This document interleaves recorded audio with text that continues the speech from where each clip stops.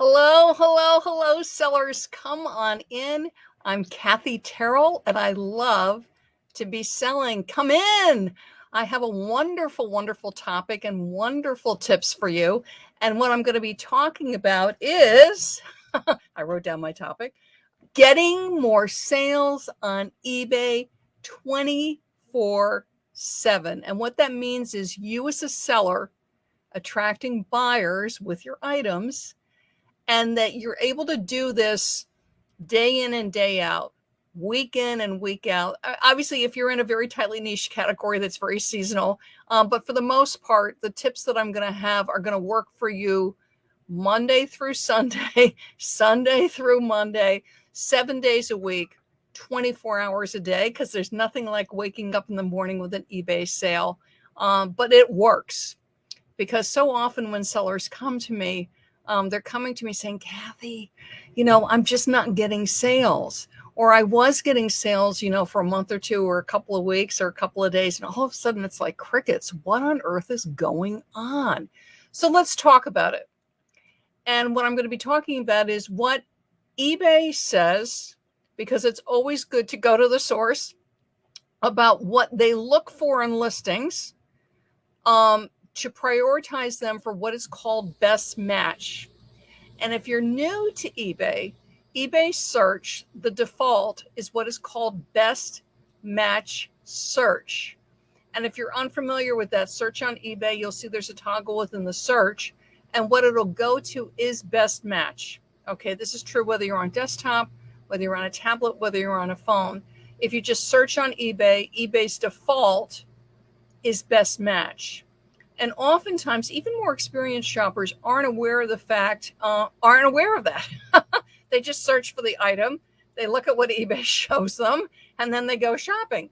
And so what it means for us as sellers is, if I can get my items to be further up the page for best match, good news for me, because I want to be towards the top of best match, not towards the bottom of best match.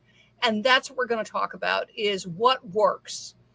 Best match search is used for all categories. So it doesn't matter what I'm listing, the default search is best match. So what we're going to do is go to eBay and see what eBay says about best match. So hang on just a second. Let me just show you this. Okay. So if you search on the internet, eBay best match, you'll find this page. This is a page that's on ebay.com. Optimize your listings for best match. And we're going to cover a couple of these. So let's just scroll down this.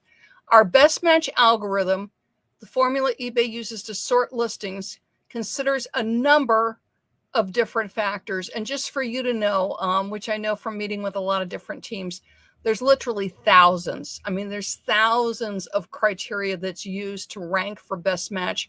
But these are the largest things that are used, okay, and things that we can tweak in our listings so to improve our best match results, because that's what we're after, right? I want to rank well in best match results for my listing. It's like, Kathy, what works? eBay, what works? And this is what eBay says. First of all, and this makes total sense, how closely the listing matches the buyer's search term. So if I'm searching sort of like a pinky red eBay shirt, if I'm searching pink eBay shirt, reddish, maroon eBay shirt, if I had this as a listing on eBay and, I'd done my title and my item specifics and everything, this would come up, right?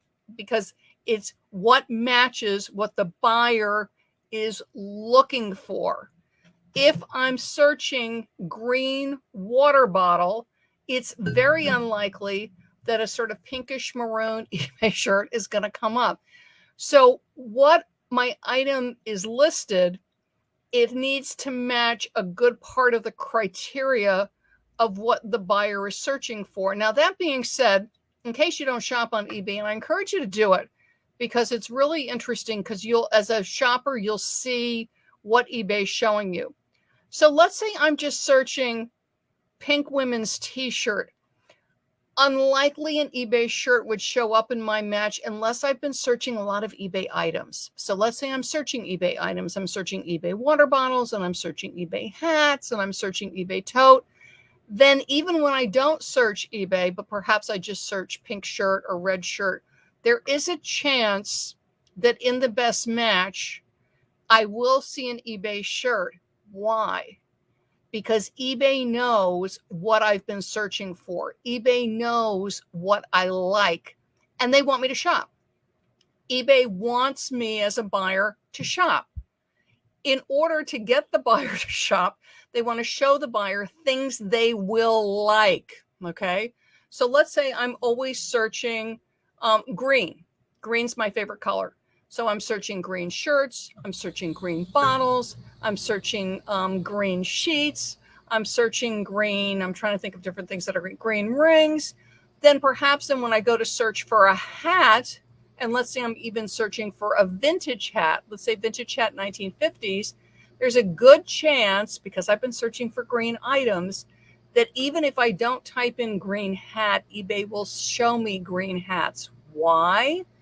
Because from my searching, they know what I like. Okay, so just realize that whatever your buyer is searching, when eBay learns their habits, they're putting cookies on you is what they're doing. So they're learning what you search for. This is true of all sites. This isn't just eBay. So when you're logging into any site, if all of a sudden you log in and all of a sudden they're showing you green sheets and towels and posters and all kinds of things, it's because the last time you were on, you were searching a lot of green, okay? So, and me as a seller, I can't control that. But what I can control is the quality of my listing, so that when they are searching for the item that I have, the green water bottle, my item will show up. And that's why eBay will talk to quality of listing. So the first thing that they're looking for is, do I match what they're looking for? And sometimes, because I've done this when I'm looking for things, nothing really matches. If you're looking for, let's say, a very unusual shirt, a very unusual pair of shoes, or maybe a very unusual brand, there's nothing like it. So what eBay will do is, from your query, so let's say it's New York City. I'm going to pick Hoboken, North Jersey. Wonderful, wonderful town. So let's say I'm searching for a Hoboken tote bag. And perhaps there aren't any Hoboken tote bags, but there's New Jersey tote bag. And also, because eBay might know that Hoboken's near New York, they might show New York featured items, okay? So, and then they might also show just regular tote bags. So the search from the buyer is for a Hoboken tote bag. And from that, they're going to show them perhaps New Jersey items, New York items, and general tote bags, okay? So again, what is eBay trying to do? They're trying to get a sale. They're trying to get that shopper to buy. And from the search query, they're pulling the keywords so they can surface, they can show the items that match that. So that's the first thing. So that's why your title's important, your item specifics, your description is you want to give eBay the information. So green, metal, stainless, water bottle. And if I know the ounces, that's certainly going to help too, right? So, and the brand, okay? So that's the first thing. Next thing is how popular the item is. Now, obviously for a single quantity item, this isn't going to apply, but what it does apply to when they say how popular an item is, what they're talking about is multi-quantity. So back to my green water bottle. Let's say I have 6 of these, okay? They're all brand new in box. Or let's say I have, 6 pens or 6 pairs of scissors or whatever it is. I'm pulling up my scissors. So this tends to be more new items, more new with tags, but it could be used as long as they're exactly the same. Okay, so this is multi-quantity, exactly the same. We're not doing a variation where I have, the Ralph Lauren shirt, and I have it men's large, men's medium. This is just multi-quantity, but it could also work for the multi-variation because it's going to the popularity of the listing. And it's going to the fact that some have been sold. This can be good for CDs. This can be good for DVDs. So I have a multi-quantity or multi-variation listing. Cell phone accessories, you get this a lot. I have friends that sell in that category. So I have up my listing for the cell phone case for, the iPhone 5 or whatever it is, iPhone 8. And as they sell, it's boosting up in best match because eBay sees it as popular. People want this case. They want this pair of scissors. They want these Sharpies. I had a bunch of Sharpies that I got for a really good price when an office supply store closed out, and I put it up as a multi-quantity listing. Okay. So as it sells, it boosts it in search because it's popular. It's selling, not just that people are looking at it. It's selling. Remember, that's what eBay's interested in. They're interested in what does the buyer want, and then surfacing them a result that they're going to be interested in and buy. eBay doesn't make money unless they sell stuff.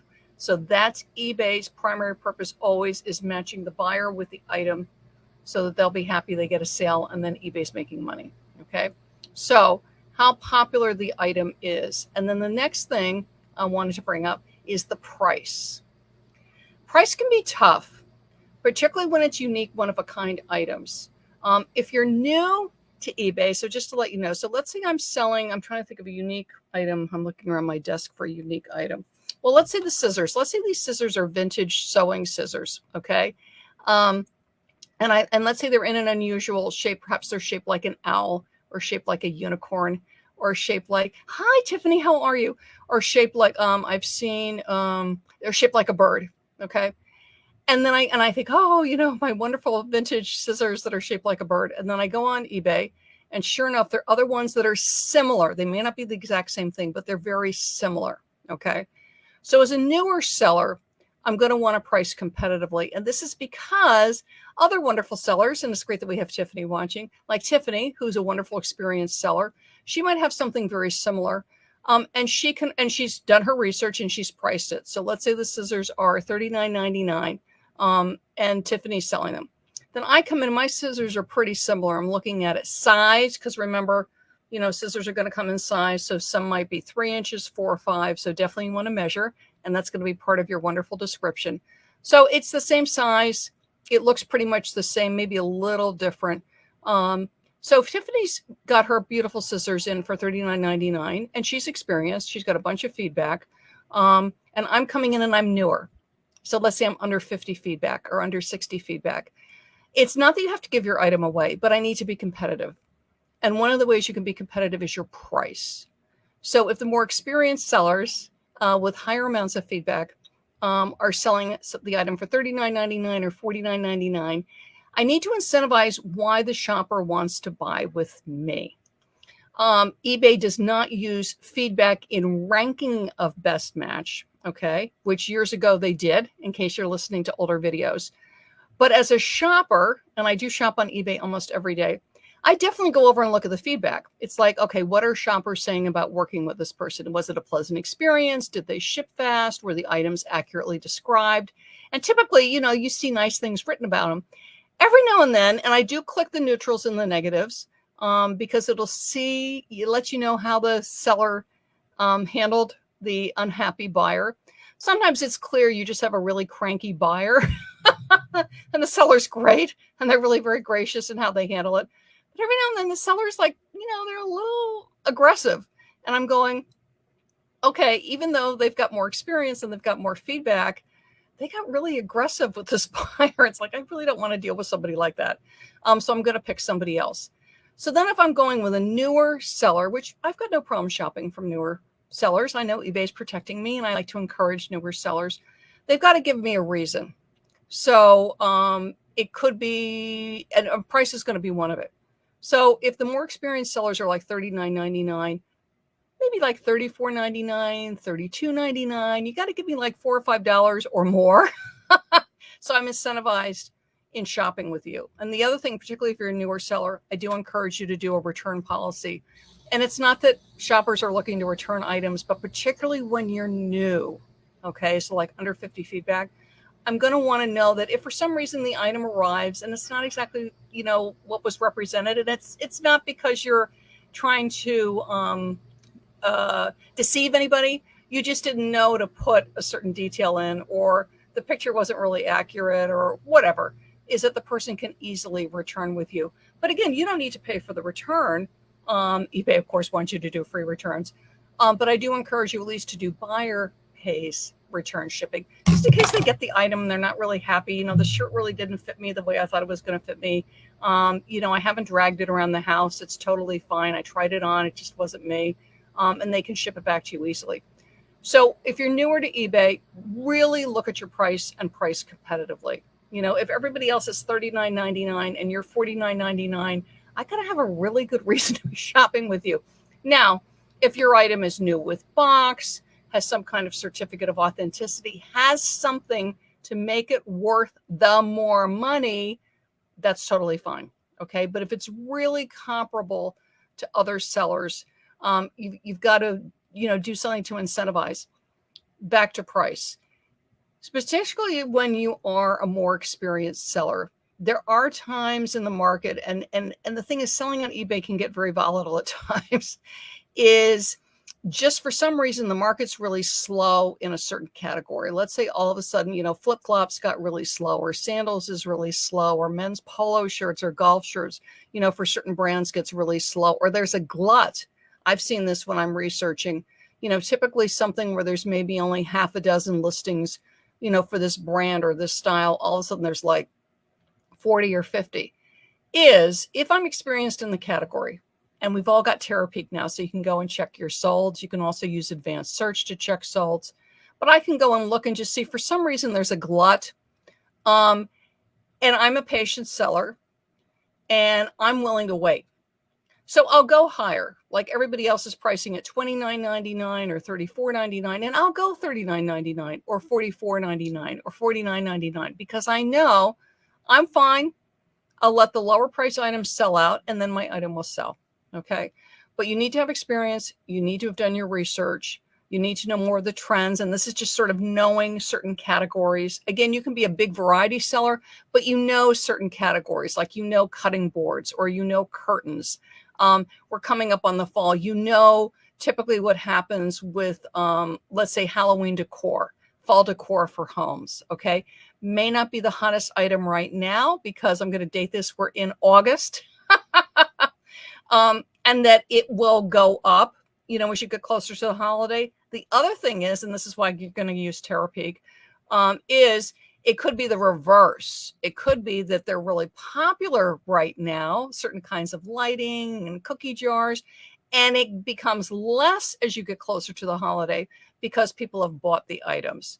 So that's why it's good to, pull out Terrill, take a look, see if you can price it higher, particularly more experienced sellers, because you're willing to wait.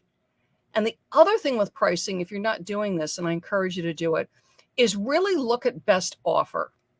I am a huge fan of best offer because when you're using best offer with pricing, you're giving a little bit of wiggle room. Okay, so when you price your item, if everybody else is $29.99 or similar items are $29.99, I might go a few dollars higher and you throw best offer.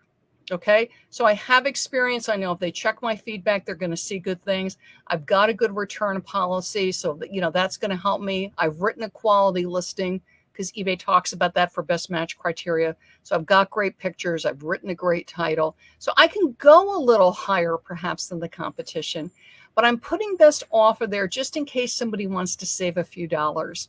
And particularly with the current economy, that can really work nicely for you. Some people, my husband's one, he never haggles, right? So if he's on eBay and if he's looking for the polo shirt and he likes it, and he, so it's like he's looking for it new with tags. There's a couple of people, he'll check the feedback, and then he'll go and he will not send an offer, even if it's a couple dollars higher, because he doesn't care.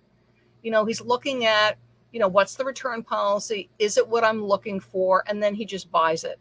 So realize some people like to save a dollar or two. Some people also, because of the economy, they've got this budget.